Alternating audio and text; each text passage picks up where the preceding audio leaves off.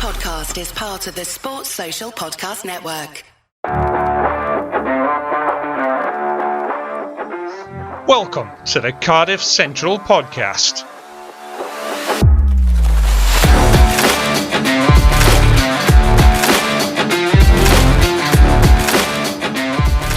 Hello and welcome to this week's edition of the Cardiff Central Podcast with me, Lee G. Joining me as always, my co-hosts Alan and Carwyn. Good evening, gentlemen. Evening, Lee. You right? Hi, Carwyn. Evening, boys. How you doing? Good. So, people listened last week, boys, and we're back again. Yay. I know, I couldn't believe it. We're getting reactions on social media saying that they're listening it, they're enjoying it. It's a bit weird, really, isn't it? I just feel like you're talking out the window, but people are actually responding, which is good. And nobody's sworn at us yet. Nobody's accused us of being biased yet, which I'm a little bit disappointed with, I'll be honest with you. That's the whole point of the pod, isn't it? Exactly, yeah. It's you do get to the point where you're halfway through the season and you're like, nobody's accused me of being one-eyed yet. I got to try harder. I gotta push this out there. I got to do better. But so how's your week been then, guys? Anything exciting? Anything interesting? I haven't got exciting. I've got house moving process and all that sort of renting process. I was debating today is for a 1,300 per month rent property. Is it too cheeky to put an offer of £1,000 in? But I rethought that and decided not to go that low. But yeah, it's that sort of process at the moment. That's an absolute nightmare. Oh, Gordon Bennett, that's massive. My first. This is going to tell you how old I am now. My first house, the first house I bought, was a 3-bed house with a garden and parking and all that kind of stuff. Yeah, you're going to be sick. My mortgage was £500 a month. And that was on 100% mortgage. That tells you, one, how old I am, and two, just how bad the housing market is. I feel your pain, mate.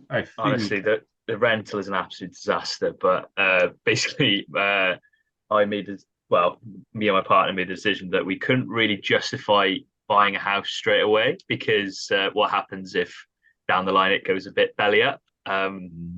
So yeah, that's basically been my life over the past week and balancing work with that, which is always fun. But you, Aled? I feel your pain. I've been trying to sell my house for a while now, and the chain's just fallen through again. It's quite frustrating. It's every time it's on the market for less than a fortnight, and we get an offer really quickly, asking price, because it's a really nice house. And then a month or two down the line, some issue props up with the conveyancing, and suddenly it's back on the market, and just such a frustrating, archaic, long-winded process when you're just trying to sell a house. Frustrating thing is I'm actually chain free at the moment, so I'm living with family, so there's literally just this house on a lump of land down in Devon that I don't visit that often.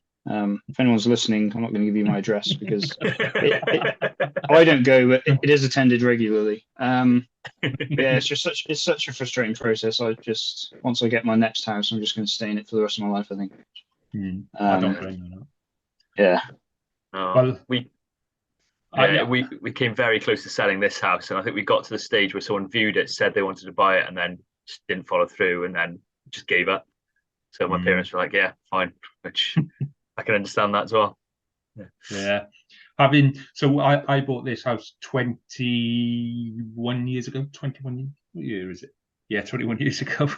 And with ours, when we sold our house, the person that was buying our house went, "No, I'm a cash buyer," because they were young and all that kind of stuff. No chain and nothing, no cash buyer. Right, okay. And then literally 2 days before we were due to exchange, no, after we'd exchanged it, 2 days before completion, so when they're doing all the finance stuff, turns out they had a house to sell. But it was okay, because somebody's agreed to buy it and I'll have all the cash. So, yeah, but that's not a cash, that's not what we mean by a cash sale, And there was 3 other people in the chain that thankfully it delayed our house by 2 days. It delayed completion by 2 days because everything was in order. But when you're sitting there, you go, "Do you know how much you pay solicitors?" and Yeah.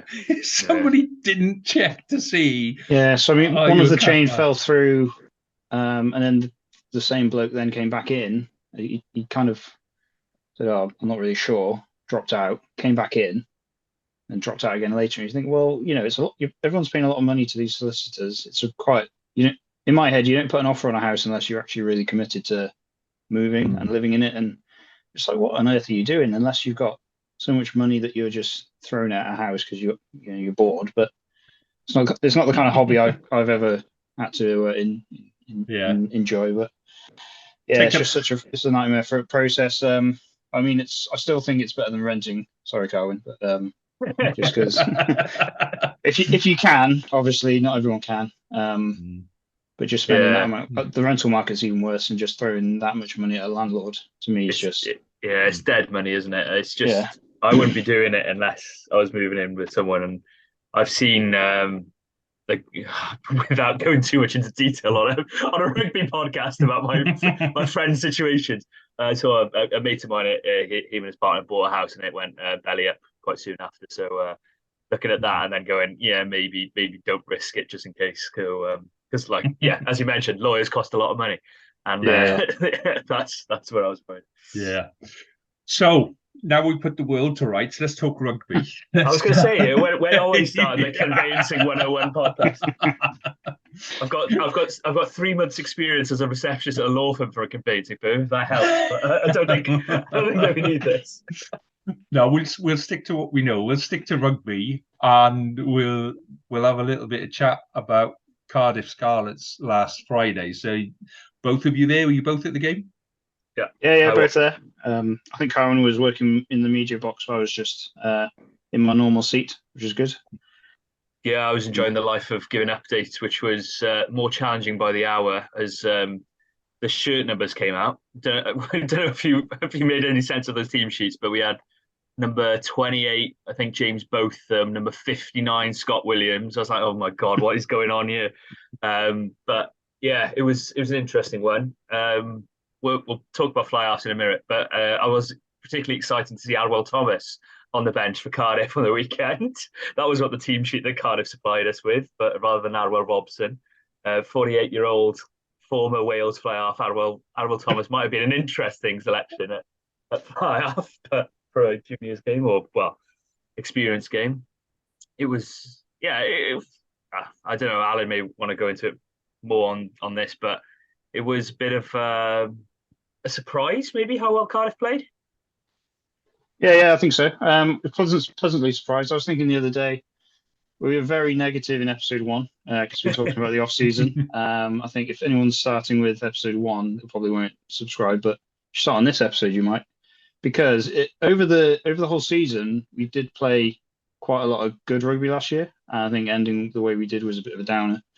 So it was nice to kind of blow some of the cobwebs out. I think there was a lot of people expecting us to get hammered every single game this year. I think a lot of the young players are massively up for it. I think some of the new faces are as well. And like you said before, like we said last week, if it's going to be how those two elements kind of mesh, that's going to make or break the season. But obviously with a pinch of salt because it's only a friendly and it's young sides and yada yada yada. But on the first outing, it's pretty good to see. A lot of positive kind of rugby played, as in they look like they want to attack the line, and play fast rugby, which is ultimately what everyone wants to see because it's entertaining rugby. Yeah, I think there were loads of good performances. Player of the match was obviously Theo because he was electric with his Theo Cabango, that is. Obviously, his 2 tries. Second one, he noted a nice little block from Alex Mann, which was missed by an absence of TMO. But it was, it beats 4 or 5 defenders, scores in the corner, absolutely electric. And he's like a new signing. I'd forgotten really how long he'd been out. Been out for 9 months last season. And we were joking with him afterwards and talking about what his season last season was. It was basically watching his brother play football for a season. That was watching Cardiff rugby. That was his year. Getting banter from his brother for his brother scoring the winner at the Cardiff City Stadium, and that's the sort of year he's experienced. But then you look at some of the other performances. Titus De Beer, he looked composed. I know there's a lot of people that are a bit iffy about him. Is he the real deal? Is he good enough? But I thought he looked good, and I've always liked Adderall Robson. And as an attacking threat, I think he's got a fair share of pace. I didn't realise how quick he was, and he looked a threat off the bench. Yes, you've got to mitigate it with. It was a very young opposition. I think the oldest player for Scarlets was 26 in the starting lineup, but still, it was a very good performance from Cardiff. And then you mentioned some of the youngsters coming through that back row. Well, that looks like a back row for the next 10 years. So, we talk about the strength that Cardiff have got with the likes of both them, Ellis Jenkins, Falata et al. But that back row there, De La Rua, what's he, 18? Alex Mann served his apprenticeship. Now he's ready to really set the world alight, I think, coming this season. And Mackenzie Martin looks a beast at 8 for his age. I wouldn't want to tackle him. He looks a real threat. Yeah, I think it's weird because it's almost like an old-fashioned game where you don't really. There's so many youngsters. I think a lot of the chat around me in the crowd was, "Who's he? Who's he? Oh, he looks young. Oh, that guy looks like he's in school." It's like, oh, number 27. Hang on, let me get the. They don't do programs anymore, which is a shame because it'd be perfect for that kind of thing. But Mackenzie was really good. So was, as you said, Alex Mann and Lucas De La Rua. I think some of the other forwards in the front five were good. Shane Lewis-Hughes playing out of position. Yeah. I think I think, as you said, I think the scrum was probably the weakest part. It was very shaky. It kind of fell apart a lot. Yeah. And then, as you said, it's a very young Scarlet side, and realistically, I don't really know. Hopefully, Lee can tell us when we unmute him. Because you look at the 9, 10, 12 for us that's probably going to be our starting team. You got Ellis Bevan, either Tinnis or Arwell and Ben Thomas. That's pretty much going to be the starting spine, really. So, yeah. I don't feel like it was our team playing the Scarlets Academy. It was kind of a hodgepodge from both, I think. And I think overall the backs did well. It was really interesting to see different combinations that we've maybe not seen. I think Jacob Beetham was out for a long time as well. He came back and he had a really good game. He was really reliable. And then I think when Arwell came on, they moved him to inside centre, and Cam Winnett came on at fullback. So some interesting combinations there. I was actually just watching an interview with the head coach, and as you said, they're a young team, and maybe not for this season, but looking 2, 3, 4 years down the line, if we can retain players, which will be a big factor, but if we can retain them, you're going to have a good group of young players that hopefully gel together, and it's kind of a long-term project sort of thing. As I said last week, I absolutely love Theo Kabanga. It's such a shame he got injured, because he's one of these players that you lean forward in your seat when he gets the ball. It's that kind of electric atmosphere a little bit where you're like, oh, I'm not really sure what he's going to do, because and with game time and the right kind of development, I think he could become a real class act. Yeah, I agree. And with Beetham, yeah, you're spot on. He looks a big lad, like completely different sort of fullback to Winnett. Winnett's sort of a hot stepper, elusive runner. Beetham's quick, don't get me wrong, but he's also got that power that he can add to his game. Sort of, okay, it's a bit of an unfair comparison because he's so young in his rugby development, but more the Lee Byrne-esque sort of figure, if you want to use that comparison. But yeah, I think you mentioned the scrum front row. Cardiff changed their front row right as Scarlets brought on Wyn Jones and Sam Wainwright. I think that's like, you've got to see that and check me being positive all the time. But like, I think that might be a mitigating factor. And you mentioned about Scarlets. They had a lot of young players, but without saying you can only be what's in front of you, Cardiff handsomely, comfortably beat what was in front of them that day. And I was speaking to some of the Scarlets lads afterwards. They were surprised. They weren't expecting to be humbled in that way, I think. And they were.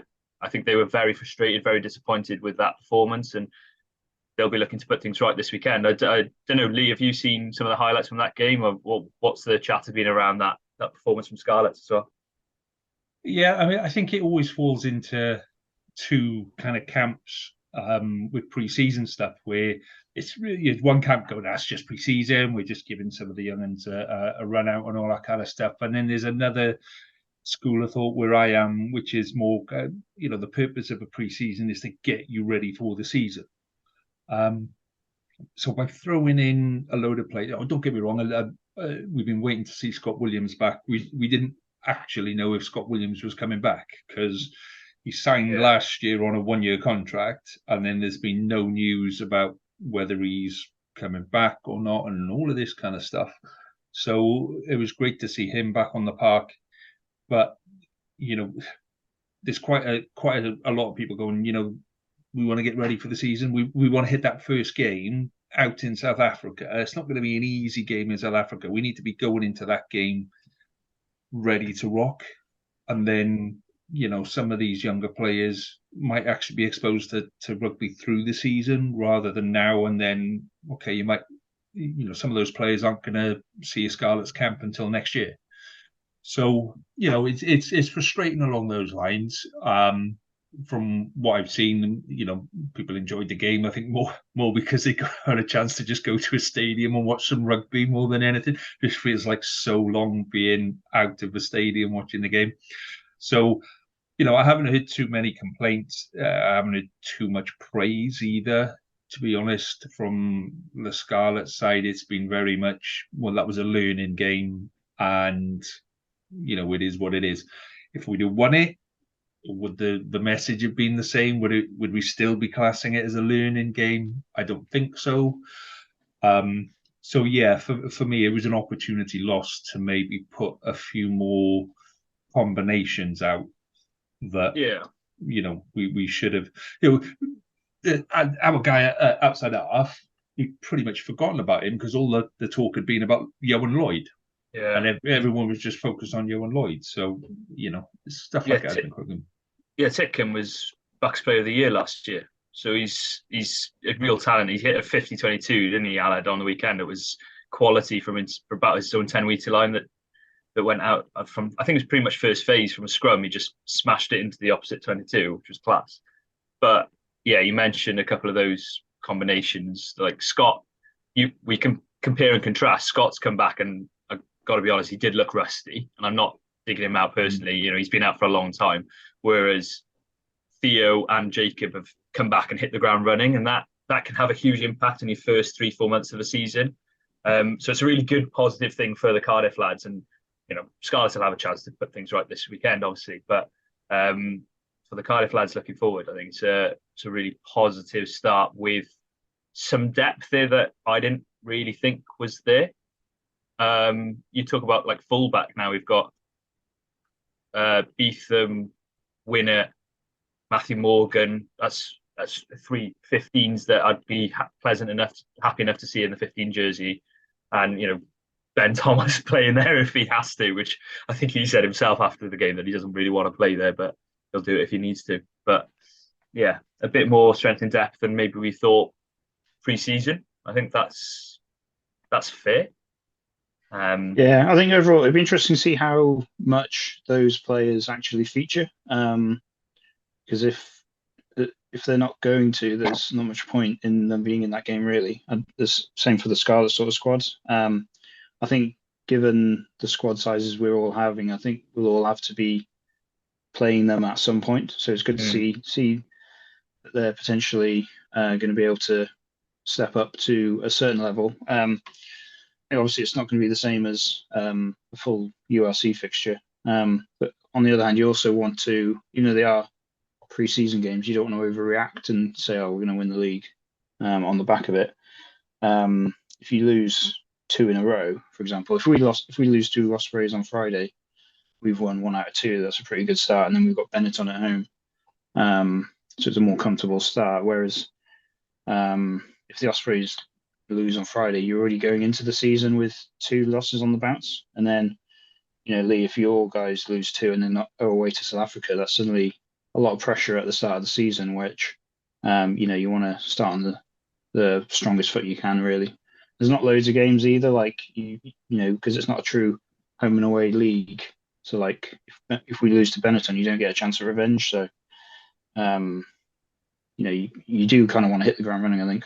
So it'd be interesting to see which players in both squads, but also mainly for Cardiff, which players, how often they're going to be playing, which is going to be good. And there was a few players we didn't see, sort of like obviously the internationals, but sort of like your Thomas Youngs and your Kieran Azarati and Josh Turnbull's quite interesting. I've not seen much of him in a lot of the pre-season kind of training videos they've done. So yeah, he's still carrying a knock. Still out with a knock. So yeah, he's out with a knock, and I think Tamani and Seb were out with the virus on the weekend, so that's why they didn't play as well. So there's a few of those. Sorry, not to bet in, but yeah, that's good. That's what we're here for. That's inside gossip. I don't know that. That's the information that I know. But yeah, so I suppose they'll be back next week, maybe week after. But Josh, I'm not 100% sure on return time. Can ask the question whenever I see them, but yeah, from what I know, it's maybe a week or two still. Yeah, that's good. So given that, I mean, the way things tend to work at the minute is everyone's playing one game at home, one game away, and you tend to have a strong team when you're playing your home game and a slightly younger, weaker team away. So given that you've got one win under your belt now, right? Do you guys go to Ospreys with a slightly stronger squad than what you might have expected to build that momentum? So, do you know what I mean? So if you go in there, if you'd asked me last week, I would have said that my plan, bear in mind I'm not paid to make these decisions. I'm unpaid to moan about them on the podcast. Would be a young side at home, not whether you're at home or not, a young side in your first game, and then a stronger, closer to starting side in your second game, and then that's kind of preparing you for the first fixture in the URC. You kind of want to use that as a stepping stone.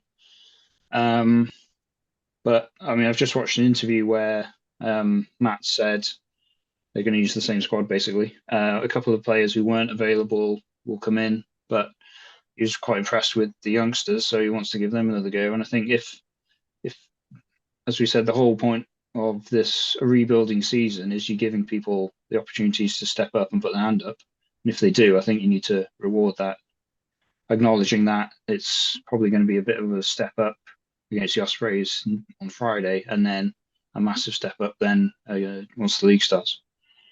Yeah, I think it's that we'll talk about it, I'm sure, when we get into talking about Wales as well, but it's that balancing act between building combinations, building fitness versus risk of injuries. And I think you mentioned that 9, 10, 12 combination that needs time to build, 9 to 10 and 10 to 12. Though I think it's fit, as well, Alice said, that's likely to be the 9, 10, 12 combination start of the season. So I'd like to see those three start again. I'd like to probably see, we've had Jacob start Cam at fullback this weekend. That might be the rotation. And then you sort of have a judgment of both playing a half each in both games. Wings, if you stick an Aled Summerhill in there versus an Owen Lane, you're not gonna learn much. So is there a youngster that we can try out on those two wings to find out more about them? That back row, I really like it. So it's about then making a judgment of, okay, they might not be our starting front row, starting back row, I should say, sorry, for the start of the campaign. So do we need game time into Jim Botham or Ellis Jenkins, who, let's be honest, Ellis Jenkins hasn't played much rugby over the last 3-4 years. So would it be good to get him an extra 80 minutes or 60 minutes, whatever they decide on? And then as well, balancing the other two with him. So is that a Jim Botham and Mackenzie Martin at 8, or is it possibly an Alex Mann at 8, giving him a turnaround to see what he can do at 8, where he's maybe not played as much rugby? It's an interesting one. I probably put this to Alan maybe for next week, but I was trying to work out how many nailed on starters there are for that game against Benetton on the first game, and you talk about that 9, 10, 12. That's probably the first three that I can think of. Outside of that, probably Rhys Carey at loose head, considering Domachowski's out with Wales as a nailed on. Outside of those, I'm struggling to say, 100% he's starting, 100% they're starting. I don't know if you feel maybe Owen Lane and Theo Cabango as it stands with Josh. Yeah, Wayne that's as well. that's the only two. That's the only two I was going to add if you hadn't, just because I think Cabango is great, as you'll hear me say a lot over the year.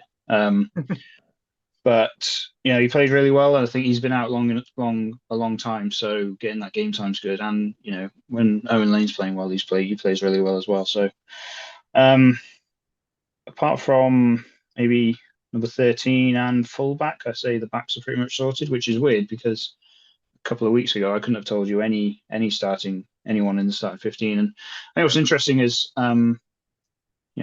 2 or 3 months ago when the list of leavers came out, I was just thinking, right, we just need to find someone and stick them in a shirt and send them on their way, because I think we're at the point where, and we still are, if we get a few injuries, we're going to be in trouble, but we'll worry about that later. But it's like, are we going to have a 15 to put out, or a 23, or match day squad or what have you? But we're already talking about game time and managing fitness and that sort of stuff. So that's really good to see. And then we might be having a different conversation if some of these people are playing well in pre-season games and then we get hammered by Benetton first game.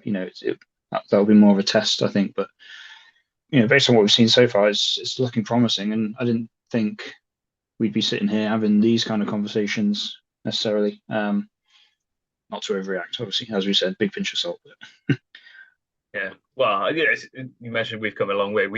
I've come a long way, definitely, in the 2 weeks since we've been doing this pod. I think you mentioned the negativity earlier. I think that was purely directed at me because I was very negative at the start of the season. I was negative as well. I think it's such a long off season. I think the Dragons said was their last home game like February or March or something, because they weren't in the knockout stages and the way their away fixtures fell. So that period to October, end of September, and all these negative stories and social media, you just got a lot of time to build up a bit of negativity. And I think, as Lee said, people just like going to the rugby and sitting in the stands or on the terrace and having a chat. It felt like you were back at first day of school after some holidays and you were meeting all your mates again, which is nice to see. And just really best part of the week, really, which is good.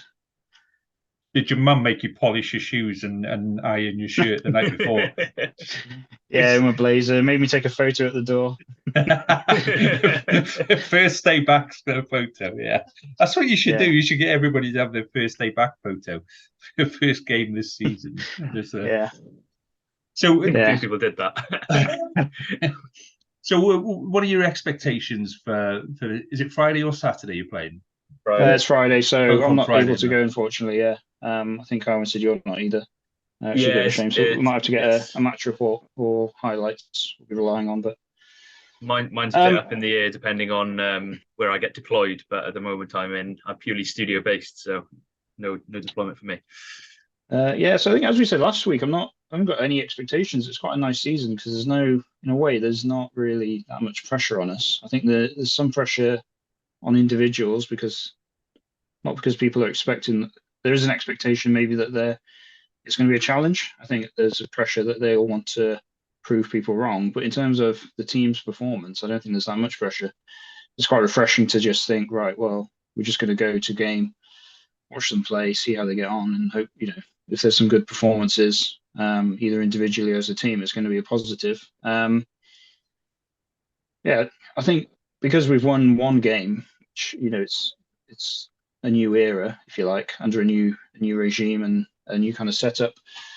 There's some good attacking rugby, and it's more about the combinations, as you said. If we lose, as long as we don't get absolutely slaughtered, I think if some of those combinations play well, and maybe we find out that that person's not necessarily going to play 8, they're better at 6, and or those two centres might not be working as well as these other two centres. I think that's more what we need to try and get out of this game on Friday than going gung-ho for a win, I think.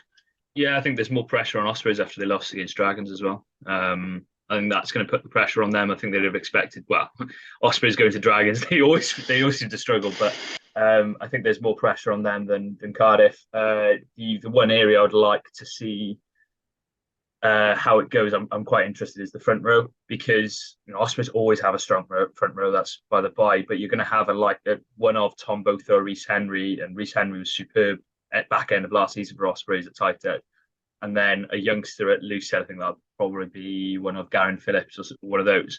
So, for Cardiff front row, one of it's likely, if it's Azarati or if it's Kieran Parker, one of those two are starting. And then Lou said it'll be either Rhys Carey or Domachowski. It's going to be quite a strong front row for Cardiff. So you'd like to think Cardiff can try and get parity, if not comparable with what is not quite a second choice Ospreys front row, but one and a bit Ospreys front row, if that makes sense. So yeah, I that's probably one area I'm interested to see more than anything else. Everything else I think will take care of itself to some extent. If the backs 10 see that battle between Tynus or Adwell versus whoever it is at 10 for the Ospreys, whether it's a Dan Edwards, whether we can put pressure on him, who's a youngster at 10, or Jack Walsh, who's didn't have his best season last season. So yeah, like I say, there's a lot of interesting battles in there, but at the end of the day, I don't think the result's the most important thing. As Alice mentioned, we've already got a win. Anything beyond that now is a bonus. And it's all about managing plus getting match fitness into those players' legs and hopefully come away with a good performance. This is why I like talking to Cardiff supporters, because you've gone from we were fantastic, we were amazing, best guy. I don't want to say we're going to win the league, but to as long as we don't get hammered, and it's all about that. And you come down this hill really, really quickly, and then come back up again at the end. Hold up, we didn't say anything like. We didn't say anything like we're happy with the loss. It's all about the performance. That was very much. I've spent time with managers, and I'm learning the lingo now. This is the language we need. I think it's true though. For this game, I think Benetton is win at all costs. I think that when we come to that, I will be talking about that's one that we need to win. But this is still pre-season. It's still pre-season, and just enjoy the ride, I think, for the time being, and enjoy being back at rugby.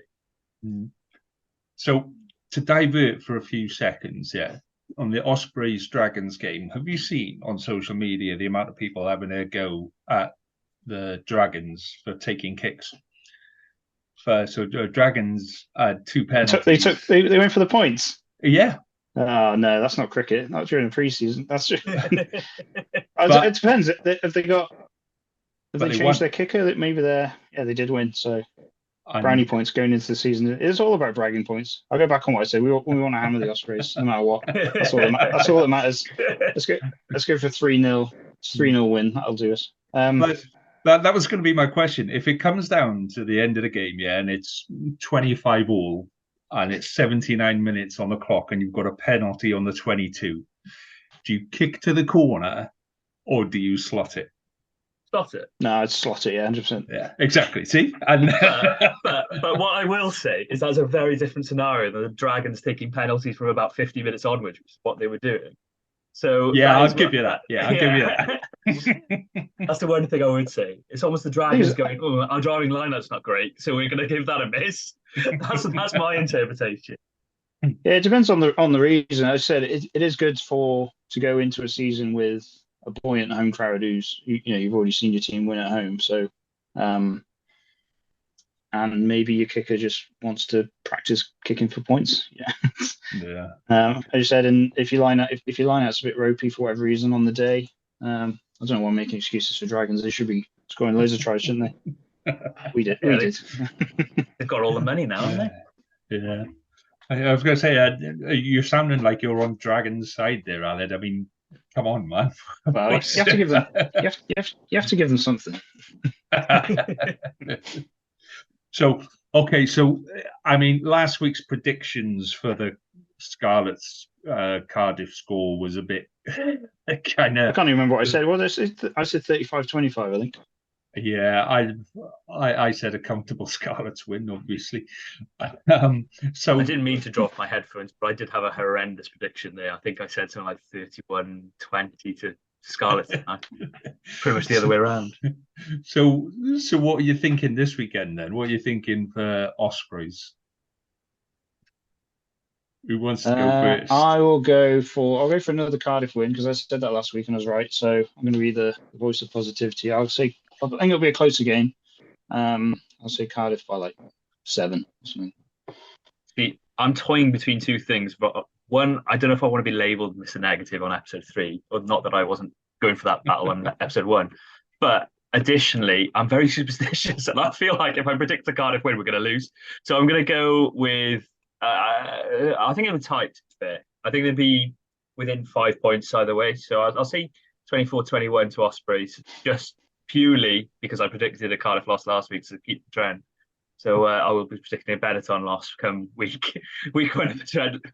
Lost to Benetton week 1 of the season. So, but yeah, I think it'll be tight within 5 points either way.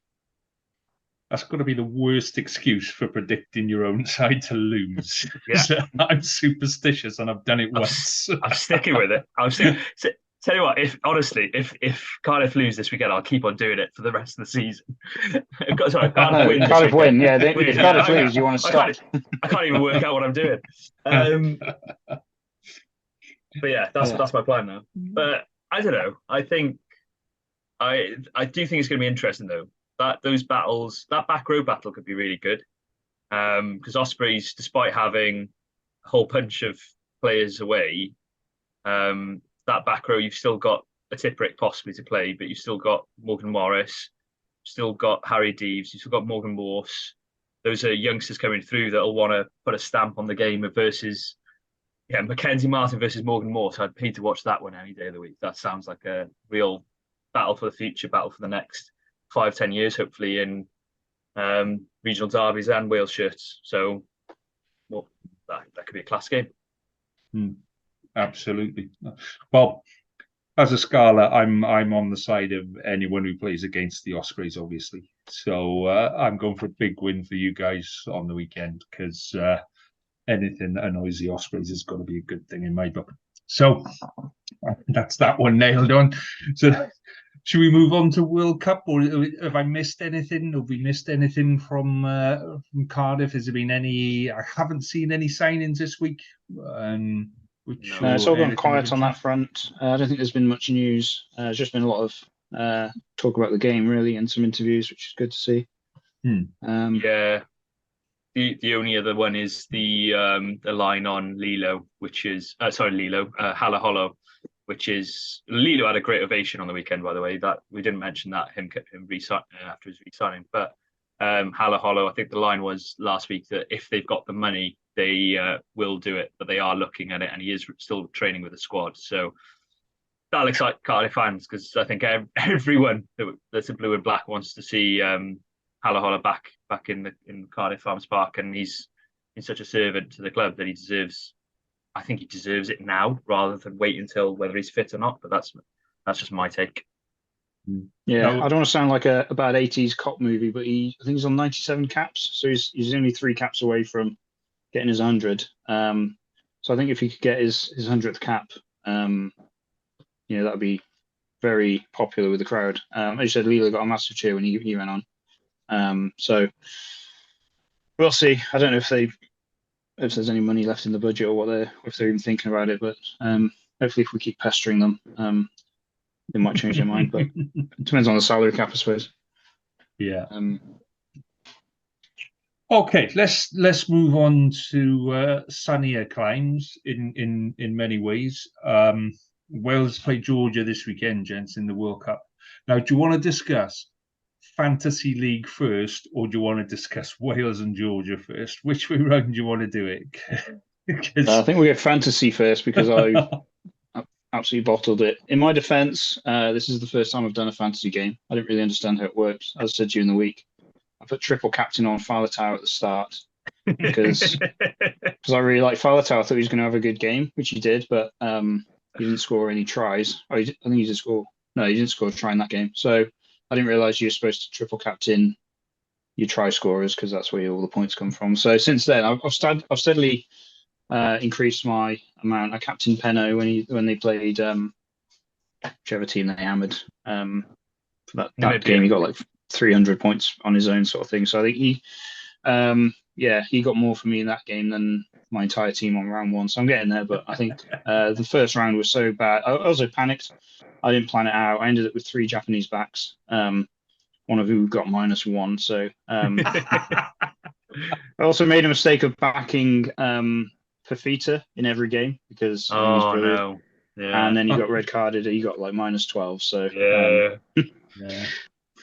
Yeah, it was always going to come somewhere from. It's Yeah. just a habit. Well, I did really well in the first week. I spent days and days and days going through, looking at stuff, and I could bring him in there and making sure my points were absolutely there. And then I saw the thing about triple captains, and I happened to have selected Tad Burn in the second row at the time, and went select a triple captain. Oh, okay, yeah, I'll select a triple captain, and it made Tad Burn my triple captain. Without and then I couldn't work out how to undo him and put it on someone else. As it happened, he had a really decent game in that first week, but I'm like, oh, I know what I'm doing now with triple captain, and you only get 1 per round. And I was absolutely gutted because I think most people didn't do a triple captain in the first week. They didn't know about it. And then in the second week, they were putting it on wingers and fullbacks and, kicking tens and stuff. And I was sat there going like, you bastards. Because I was top of our table after week 1. And I thought, I've got this sorted. I know what to do now. This is it. And now I'm down in like 50th or something like that. I'm like, absolutely destroyed. Destroyed. So I'm top of my mini league, which is all I wanted. But I realised just now that my week, it's basically thanks to week 3, because Al had mentioned captaining Peno against Namibia, some absolute genius, myself, triple captain Peno against Namibia and got a grand total of 498 points. So that was very nice. But since then, I have had a consistent ability to pick the wrong winger. So I picked Malins the week Arundel scored 5. That was really great. Really chuffed with that achievement. Picked Carl Stein last week when Darcy Graham scored 4. So this week, one of who have I picked? I picked Will Jordan. So Leicester Fanganuku is going to score a hat trick at least, or Rio Dyer is going to score a hat trick. So because I picked Lucy Samet, so that's my prediction for this weekend. Is one of those two is going to score an absolute a bunch of tries. But I also last week I captained Mapimpi, and I'm not saying my issue is comparable to Mapimpi's, but him going off early on was not the ideal scenario for me. Although I'm very gutted that he's out of the World Cup. I hope he gets better soon. But that was my immediate reaction, was rather more concerned for my own fantasy team than himself, which I did then feel bad about immediately after. I had him as captain as well for my team last week, and I wasn't really watching the game. I was doing other stuff and the game was on in the background, and I came back in and I'm like, he's stopped scoring. That his points have stopped moving up. There's something wrong with my phone. They're giving him an absolute hammering. What's going on? It took me a while, and I had exactly the same reaction. And my wife's like, what's wrong? What I don't understand. What's the matter? Oh, he's my captain, for crying out loud. This isn't on. The only thing that mitigated my and actually made it slightly worse was I was really gutted, and then I realised that my closest competitor in my mini league triple captain Mapimpi, and then I celebrated. Then I realised I was going straight to hell. That was the moment I went, you've lost all integrity. This like taking care of players, caring about head injuries. Right, I realised straight after, I was like, right, calm yourself down. This is a really serious injury, and then South Africa called up AM, and I was like, oh yeah, well, there we go. They although they've lost a great player, they gained a great one as well. So they're not going to be gutted, I suppose. So let's talk real stuff then, less of the fantasy stuff. Let's talk real stuff. Let's talk Wales and Georgia. What are we? I mean, we named the team on Monday. That was really surprising. I don't know.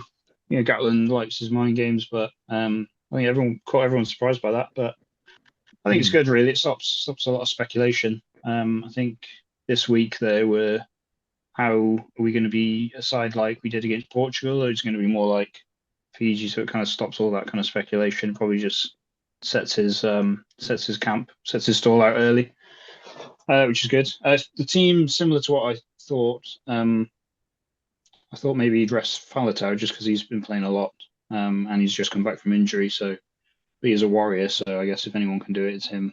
But yeah, apart from that, I'm not surprised we're going as strong as we are. It is a really strong side, and it'd be good to see Anscombe have a bit more game time. But obviously that's through necessity than maybe a choice. But and then I think the bench is interesting with sort of a few opportunity to bring on some youngsters. I think the issue you've got is if you pick the side that played Portugal, as in the fringe or the youngsters, maybe. By the time you reach the quarter-final, some of those players won't have played for 3 weeks, which is quite a long time. But you do need to balance that with we've got quite a strong first 15, but if we pick up some injuries and you've got someone who's coming on who's not played for a while, particularly at centre or somewhere, then you're really going to struggle. So you need to keep people somewhat fresh or somewhat battle ready, I suppose.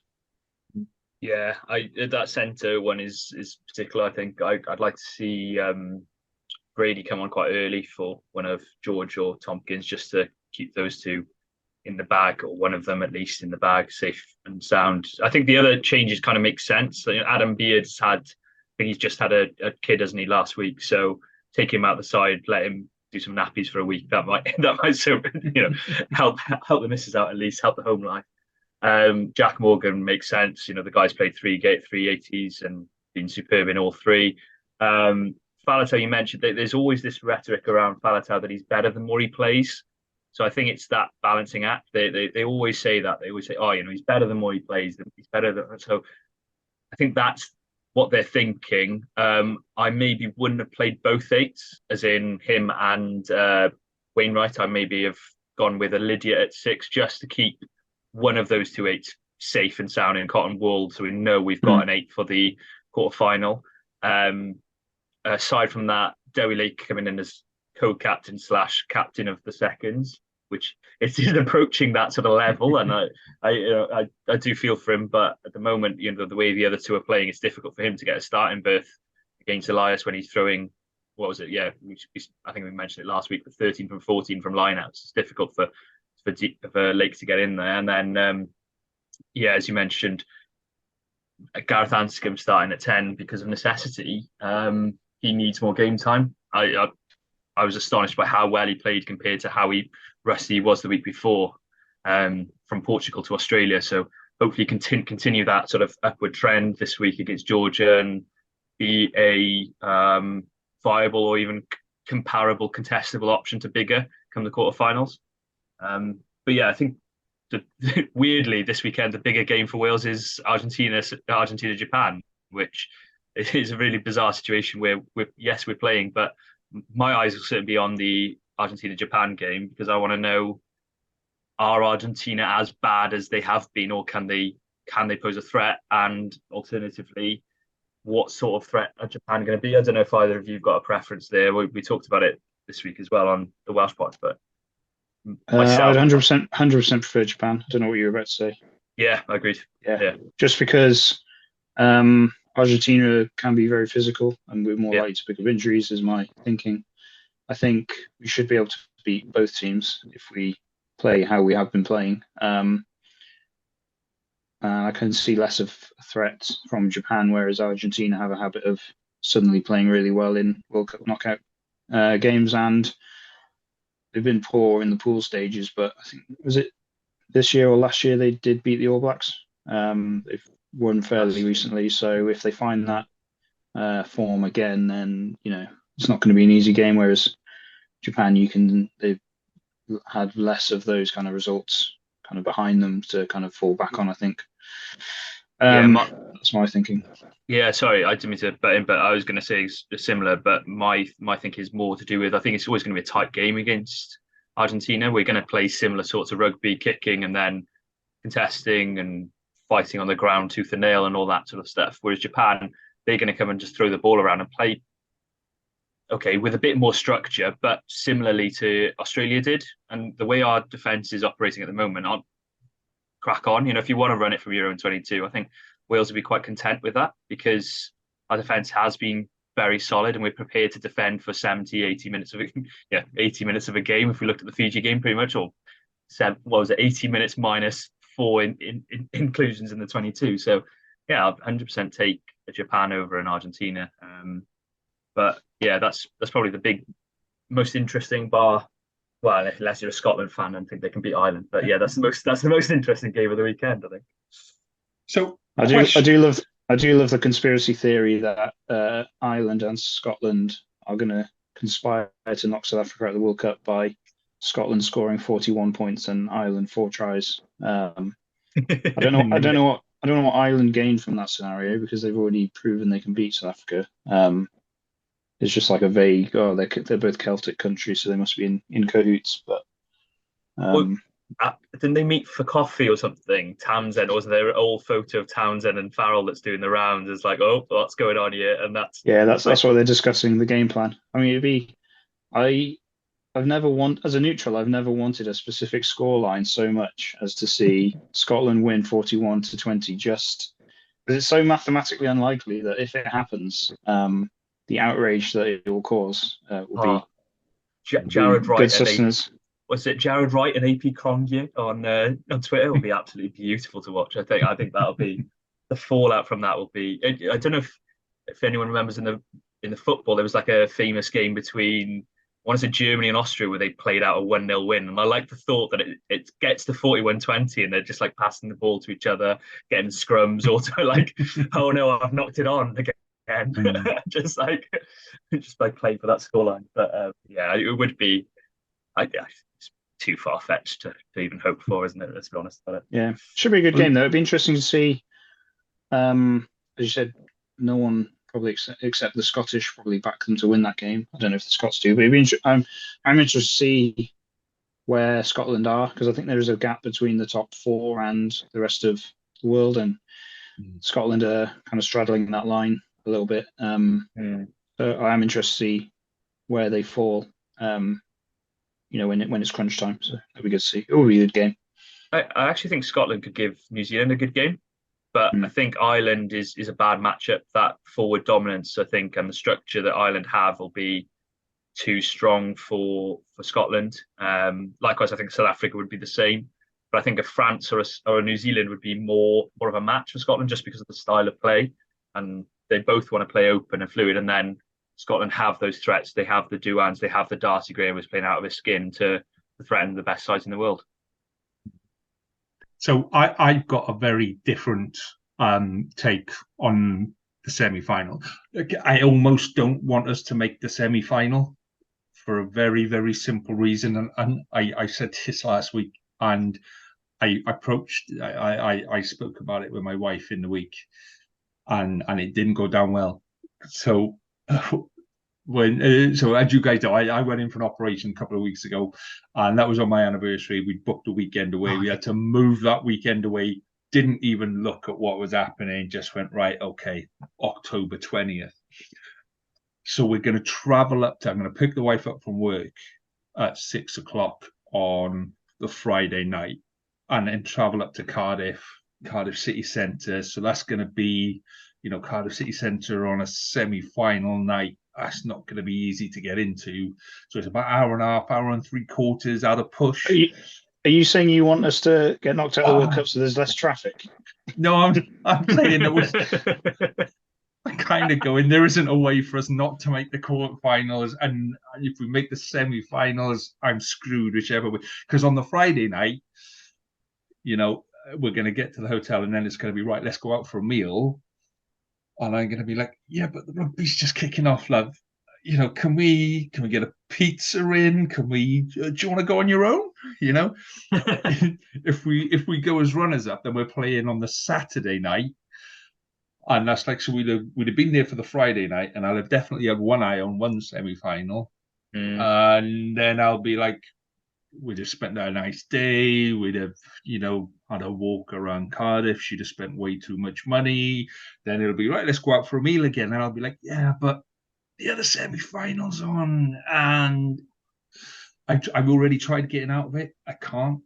I've tried suggesting different days. I tried suggesting maybe we bring our daughter with us and she can, go and watch a movie, or I'll pay for them to go and watch bloody nothing's happening, boys. I just get this death stare that is like ice cold, and I mean proper ice cold. There's not even a verbal reply. It's just like, okay, I'll shut up. So I'm dreading this. You can always watch it on catch up. Yeah, get like a sensory deprivation so you don't see the score, and then watch it in your hotel room on your own when you got a minute. But you have to stay off social media, obviously. I don't know if either of you watch How I Met Your Mother, and I'm going to be completely judged. Yeah, that's what I meant. Where you get the glasses and the glasses, and there's an episode. I could tell by Lee's face that he's never watched How I Met Your Mother. And there's like a, what's he call it, like sensory deprivation 3000 or something like that, and it's like proper goggles that are blacked out. You can't see, like earmuffs on. You've got blinders either side. You can't see in between. You're gonna have to walk that with that for your anniversary dinner, which will be an interesting look. I'll have to get a T-shirt printed that says "Don't tell me the score," just so no one is hush now, quiet, because he's not allowed to know the score. I don't think it would work somehow. Yeah, no, I don't. I've got the opposite problem, which is I hope Wales don't. Obviously, I hope Wales win, but if Wales win, it's the first Wales game of the World Cup I'll actually be able to watch as a fan. Every other one I've been working on. But the reason is because the following morning I'm up at 3 a.m. I start work for Wales women's WXV tournament out in New Zealand, which very excited for. Great initiative. Really happy to see that's going on, and so excited for the WXV. On the other hand, if Wales get through to the first final ever, I will have to go, yeah, sorry guys, enjoy your night out for the first once in a generation achievement that we're all doing. I'm going to be in bed because I'm up at 3 a.m. tomorrow. Alternatively, I could stay up, but that will be a 3 a.m. till 10 shift. So that won't be happening, I don't think, either. I don't think you'd be the only one that will stay up all through that. I think there'll be a lot of people watching that game that have stayed up. But gents, it's time to wrap things up again. It's been an absolute pleasure again this week. And all the very best for the game against the Ospreys. I say that to anyone that's playing the Ospreys, but I really genuinely hope you've got a game. And fingers crossed, we'll come back. We'll do it all again next week. All the best. Yeah, looking forward to it. Hopefully it'll be 2 for 2. We'll have more positive stuff to talk about. See what I mean about you go back up at the end? Yeah, that's it. It's dip at the We end. have to end on a positive. If it's just sour and dour all the time, no one's going to want to listen to us. Let's go the whole hog. Anyway. Let's go the whole hog. We win the Champions Cup. Let's just say it. We're all thinking it. Well, we currently are the lowest odds, the worst odds. So I have put a little punt on it. Which if it comes in, which it won't, at least that'll pay for the beer because I'll be drinking a lot of it if we win the Champions Cup. Which, well, I might do the same thing and say it's mortgage money for the future. I say you never know, but I think we all know. But it's only a fiver, isn't it? But it's good odds if it comes through, which it won't. But you have to back your team because no one else is going to do it for you. Excellent. On that note, we definitely will end the pod. All the best. Have a good one, Jen. Yeah, all right. Cheers, Lee. Thank you.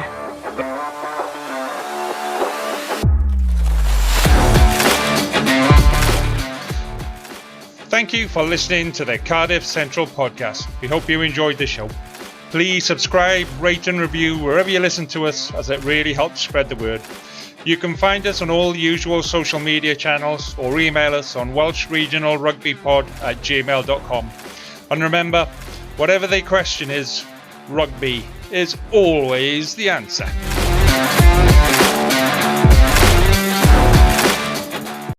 Sports Social Podcast Network.